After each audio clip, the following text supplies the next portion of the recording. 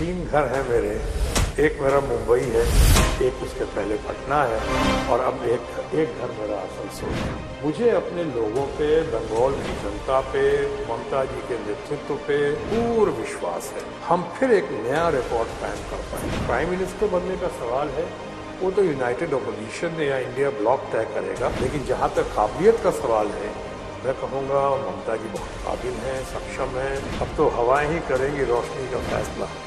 जिस दिए में जान होगी वो दिया रहेगा। नमस्कार, आप देख रहे हैं आज तक, आपके साथ मैं हूं अंजना ओम कश्यप। अगर 2024 के चुनावी नतीजे दिल्ली में सत्ता पर कौन काबिज होगा ये उत्तर प्रदेश की 80 सीटें तय करेंगी, तो बिहार की 40 और बंगाल की 42 सीटों पर सबसे ज्यादा लोगों की नजर है। बेहद खास मेहमान हमारे साथ जुड़ रहे हैं शत्रुघ्न सिन्हा जी, जो कि सांसद रहे हैं, बीजेपी में भी रहे, कांग्रेस से भी लड़े, अब टीएमसी से आसनसोल की सीट पर है। और जिस आसनसोल सीट को अभी तक टीएमसी ने एक बार भी जीत हासिल नहीं की थी, 2022 के उपचुनाव में आपने यहां पर टीएमसी को ये सीट दिलाई। बिहारी बाबू बंगाली बाबू को क्यों बनना पड़ा? पहले यहां से शुरू करते हैं। बिहारी बाबू बंगाल के आसनसोल से क्यों चुनावी मैदान में? आप ज्यादा समझ पाओगी कि बिहारी बाबू बंगाली बाबू बने, ये यहाँ का आशीर्वाद मिला तो बंगाली बाबू बने, लेकिन सही में तो हिंदुस्तानी बाबू हूँ। सबको इस पे फख्र होना चाहिए, इस विषय पे कि एक आदमी जो मुंबई में भी इतना लोकप्रियता हासिल करने के बाद, पटना से कई बार रिकॉर्ड मतों से जीतने के बाद, पहली बार आसनसोल ममता जी के नेतृत्व और उनके व्यक्तित्व के जादू के साथ चुनाव लड़ता है और रिकॉर्ड मार्जिन से यहाँ जीतता है, एक नया रिकॉर्ड कायम करता है। तो मैं समझता हूँ सही मायनों में ये हिंदुस्तानी बाबू का परिचय है और लोगों में इस बात की बहुत खुशी है और खुशी होनी चाहिए भी। अब रही बात कि बंगाल से, बिहार से बंगाल कैसे आ गए, ये मैं पहली बार जब चुनाव लड़के मुझे लगा कि मेरे साथ कुछ खेला हुआ है बिहार में, और मुझे लगा कि मुझे हारा नहीं बल्कि शायद हराया गया कुछ लोगों के साथ साथ मैं भी। तो मैंने लेकिन उसके पहले फैसला कर लिया था कि सिचुएशन कुछ भी हो, लोकेशन वही होगा, और मैंने कहा था मैं पटना से ही चुनाव लड़ूंगा, पटना साहब पटना साहब पटना साहब। लेकिन चुनाव लड़ने के बाद जो नतीजा हुआ और उसके बाद मुझे लगा कि ये मैं नेशनल पार्टी में रहूं, क्योंकि उस समय मुझसे कहा गया, कई पार्टी ने कहा बुलाया अपनी ओर, मैं नेशनल पार्टी समझ के कांग्रेस में आया। और कांग्रेस बड़ी अच्छी पार्टी इस मामले में, देश की आजादी से लेकर हर चीज में बहुत बड़ा योगदान है उनका। लेकिन वहां के बाद जब ममता जी ने मुझे निमंत्रण दिया और ममता जी ने कहा कि आप यहाँ जाइए, और मैंने आपका नाम अनाउंस कर दिया, यशवंत सिन्हा भाई ने फोन किया कि ममता जी ने तुम्हारा नाम अनाउंस कर दिया, तुम जाओ वहां पे और जाके वहां से चुनाव लड़ो, अप्रोप्रिएट आंसर दो, रिस्पॉन्स करो उनको। तो मैंने कहा ठीक है, your wish is my command. चूंकि मैं वो सेशन मिस नहीं करना चाहता था, ये जो कोरोना के बाद से ऐसे भी नहीं चल रहा था, तो और हैट्रिक तोड़ना नहीं चाह रहा था, तो इसलिए मैं आसनसोल आया। और आसनसोल में जो आया, रेस्ट इज हिस्ट्री। यहाँ पे तृणमूल कांग्रेस के नेताओं का, यहाँ के कार्यकर्ताओं का, तृणमूल कांग्रेस के नेताओं और कार्यकर्ताओं के साथ साथ आसनसोल की जनता जनार्दन का जो वेलकम मिला, जो आशीर्वाद मिला, जो सपोर्ट मिला, वो अभूतपूर्व।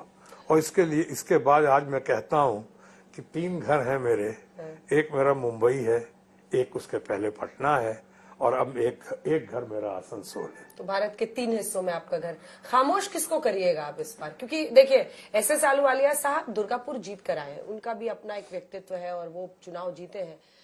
चैलेंज बड़ा है उनके सामने। मैं एसएस आलूवालिया साहब को एक अच्छे आदमी के रूप में जानता हूँ, मैं अच्छी तरह से जानता हूँ और मानता हूँ। और ऐसे भी आपने देखा होगा, आपने तो अंजना हमारा ट्रैक रिकॉर्ड देखा है कि मैं आज तक कभी भी अपने प्रतिद्वंदी उम्मीदवार के ऊपर कोई व्यक्तिगत टीका टिप्पणी आरोप नहीं लगाता हूं, और कभी भी मैं व्यक्तिगत तौर पे किसी का नाम का मखौल नहीं उड़ाता हूं। व्यक्तिगत, चाहे हमारे खिलाफ हमारे मित्र रविशंकर प्रसाद लड़े हो पटना में, चाहे उसके पहले बहुत अच्छा कलाकार शेखर सुमन लड़े हो, चाहे उसके पहले एक और कलाकार लड़े थे कुणाल, हाँ, तो कुणाल से मैंने कभी किसका नाम भी नहीं लिया, टीका टिप्पणी नहीं की।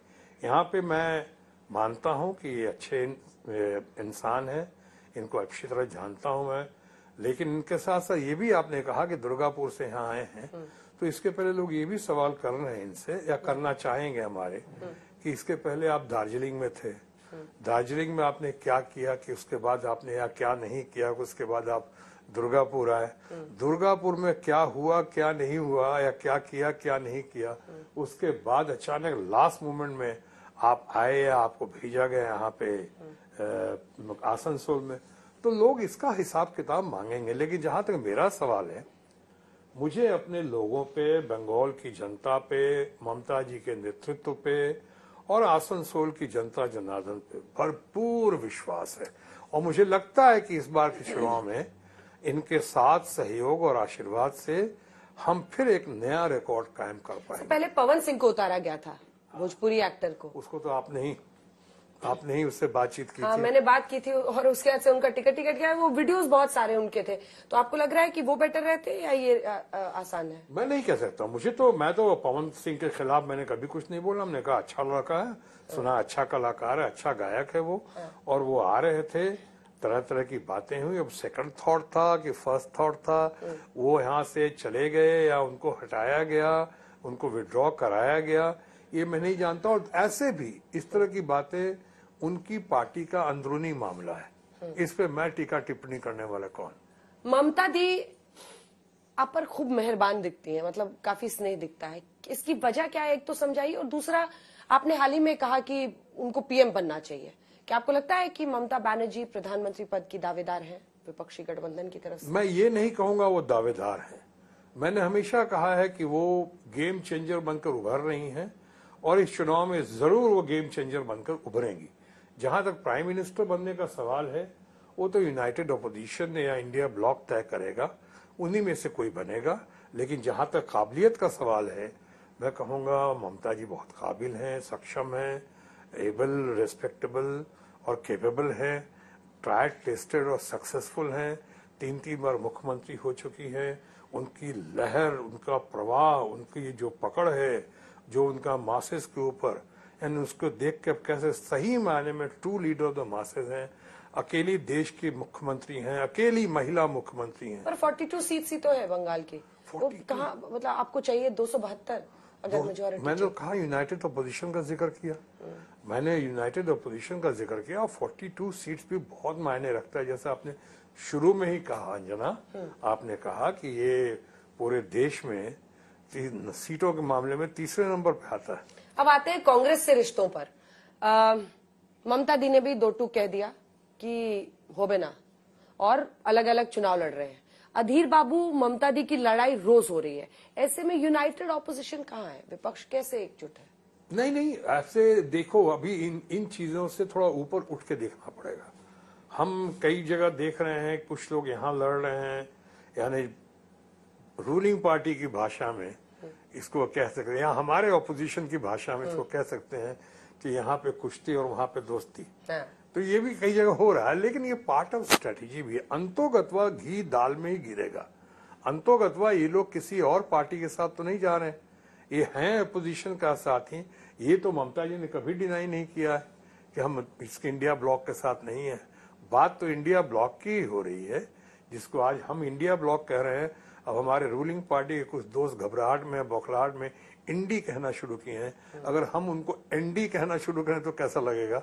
बहरहाल, तो ये मामला जो है, ये पार्ट ऑफ स्ट्रेटेजी है, इससे कोई चिंता की बात नहीं। ये तो कांग्रेस और टीएमसी का मामला हो गया। अब शत्रुघ्न सिन्हा और कांग्रेस का मामला मैं समझना चाहती हूँ, क्योंकि आपने खुद ही कहा कि मैं हारा नहीं, मुझे पटना साहिब में हराया गया। बीजेपी का आपका अनुभव वर्सेस कांग्रेस का अनुभव, अगर 2 लाइन में आप बताएं। हाँ, मैं संक्षेप में बताऊंगा। बीजेपी का अनुभव बहुत अच्छा रहा। बीजेपी में मेरा लालन पालन हुआ है। बीजेपी वो पार्टी है जहां मेरी पूरी अपब्रिंगिंग हुई है, जहां भारत रत्न नानाजी देशमुख मुझे लेकर गए थे, अटल बिहारी वाजपेयी जी फादर फिगर और फ्रेंड, फिलोसफर, गाइड और गुरु, अल्टीमेट गुरु आडवाणी जी के सुपुर्द किया। उन्होंने मुझे पर्सनल ट्रेनिंग के लिए दिल्ली के टाइगर मदन लाल खुराना जी के यहाँ सुपुर्द किया। और फिर बिहार में हमारे बहुत अच्छे नेता थे, स्वर्गीय कैलाशपति मिश्रा जी, कैलाशपति मिश्रा जी के पास सुपुर्द किया और बड़ा अच्छा रहा। बहुत अच्छी ट्रेनिंग भी हुई हमारी। और धीरे धीरे बढ़ते बढ़ते बीजेपी ने मुझे पहली बार फिल्म उद्योग से, पूरे भारत के फिल्म उद्योग से पहली बार फुल फ्लेजेड कैबिनेट मिनिस्टर बनाया, cabinet minister of health and family welfare and cabinet minister of shipping. मैं उनका बहुत आभारी हूँ। लेकिन धीरे धीरे शनय मुझे लगने लगा कि बीजेपी जो है अब ये वो बीजेपी नहीं रही, क्योंकि एक अच्छे अच्छे विद्वानों को, अच्छे अच्छे महारथियों को अलग किया गया। हमारे देखने में लगा कि अडवाणी जी को अलग थलग किया गया, मुरली मनोहर जोशी जी को अलग किया गया, परम विद्वान अरुण शौरी को अलग किया गया, स्टेट्समैन यशवंत सिन्हा जी को दरकिनार किया गया, जसवंत सिंह को मजबूर किया गया कहीं और जाने के लिए। उसके बाद शायद नजर उनकी हमारे ऊपर थी और मुझे महसूस हुआ कि अब ये लोकशाही रही नहीं रही अटल जी अडवाणी जी की, अब तानाशाही हो रही है। और तानाशाही में मुझ जैसा खुददार आदमी जो जनहित में आवाज उठाता रहा, जो हमेशा ये मानता रहा कि व्यक्ति से बड़ा पार्टी और पार्टी से बड़ा देश होता है, और देश हित में बात करता रहा, लेकिन हमसे कोई संवाद स्थापित नहीं किया गया, मुझसे कुछ रोकने टोकने की कोशिश नहीं की गई, मुझे मनाने की कोशिश नहीं की, और मुझे अपने आप बगैर अपना फैसला करते हुए सिटिंग गेटिंग होता है, रूलिंग पार्टी के लोग, हमारे दोस्त लोग, उन्होंने हमारा सीट दरकिनार करने की कोशिश की और वहां से एक आदमी जो पहले ऑलरेडी राज्यसभा में था उसको लाने की कोशिश की वहां पे। मैं समझ गया और हमने कहा अब जो है लोकशाही नहीं है, ये तानाशाही में नहीं रहूंगा, और मैं निकल गया। और निकलने के बाद मैंने कहा, जैसे थोड़ी देर पहले, कि कोशिश की कि मैंने देश की किसी उस पार्टी में रहूं जो नेशनल पार्टी हो, तो मैं बिहार के लिए बहुत कुछ करना चाहता हूं, लेकिन केंद्र से रह के मैं चाहता हूं दिल्ली से मैं बाकी प्रदेशों की भी सेवा करूं, कर सकूं तो, और साथ साथ बिहार की भी करूं। बिहार मेरी कमजोरी है और बिहार मेरी शक्ति है, तो इसलिए मैं कोशिश करता रहा। न कांग्रेस में मेरा बहुत अच्छा अनुभव हुआ, ऐसा नहीं। मैं कांग्रेस के और कांग्रेस के महारथियों को, कांग्रेस के बड़े बड़े नेताओं को, उनके योगदान को, उनके देश के निर्माण को मैं बहुत मानता हूं। लेकिन जब ये बात हो रही थी वहां पे, कुछ लोगों की वजह से वहां पे वो लोग आए, उन्होंने कुछ कहा, कुछ और हो, कुछ और रहा था। मैं पूरे कांग्रेस की शिकायत नहीं कर रहा हूँ, मैं उस तरह का नहीं हूं कि जो आज नहीं तो खिलाफत बोलनी शुरू कर दी। आज मैंने भारतीय जनता पार्टी के लिए कहा कि मेरा लालन पालन वही हुआ है, मेरी अपब्रिंगिंग वही हुई, मैं बहुत कदर करता हूँ, इसलिए भारतीय जनता पार्टी के दोस्तों को या उनके ऊपर कभी कोई अटैक नहीं करता हूँ मैं। उसी तरह से कांग्रेस में जब आया, अच्छा अनुभव रहा, सोनिया जी के साथ बहुत अच्छा अनुभव रहा, राहुल के साथ बहुत अच्छा अनुभव रहा। राहुल ने बहुत हौसला अफजाई की, बहुत सारा। लेकिन इन द मीन टाइम, चूंकि मैंने कहा कि मैं हैट्रिक नहीं छोड़ना चाह रहा था, इस सेशन को नहीं छोड़ना चाह रहा था पार्लियामेंट को, जो ऑलरेडी कोरोना के बाद 2 साल 2.5 साल बिल्कुल सुस्त था एकदम।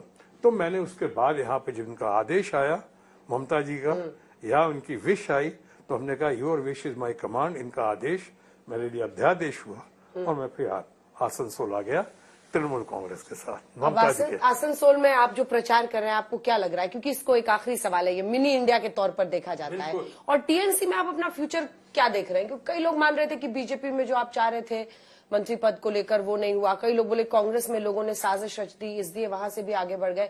टीएमसी में ममता बनर्जी आपको, क्योंकि आप पॉलिटिकली आप एम्बिशियस हैं, आप आगे बढ़ रहे हैं, आप कह रहे हैं बिहार के लिए कुछ करना चाहते हैं, तो क्या रोड मैप क्या है आपके पॉलिटिकल फ्यूचर का?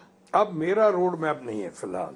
अब रोड मैप जो है ममता बनर्जी जी तय कर रही हैं, वो तय कर रही हैं, वो तय करेंगी। ये सही है कि उनका बहुत स्नेह, बहुत प्यार, बहुत अफेक्शन, बहुत सपोर्ट है, मेरा बहुत ही ख्याल रखती हैं कि इस तरह से कि इसको किसी तरह से इधर पथ से अलग ना किया जाए, इसको चलने दो, इनके रास्ते में ज्यादा कोई बाधा ना हो, ये पूरी कोशिश करती हैं वो। और मैं इसलिए समझता हूँ कि अब जो होगा फैसला वो तय करेंगी। अब तो हवाएं ही करेंगी रोशनी का फैसला। जिस दिए में जान होगी वो दिया रह जाएगा, वो दिया रह जाएगा। बहुत धन्यवाद आपका शत्रुघ्न सिन्हा जी, हमारे साथ जुड़ने के लिए। आसनसोल से उम्मीदवार है, टीएमसी के टिकट पर चुनावी मैदान में है, 22 के उपचुनाव में जीते थे और दम भर रहे हैं कि फिर से जीतेंगे। 4 जून को कोशिश होगी कि जरूर इनका इंटरव्यू दोबारा किया जाए। बहुत धन्यवाद। देश दुनिया की बाकी खबरों के लिए आप देखते रहिए आज तक। Thank you.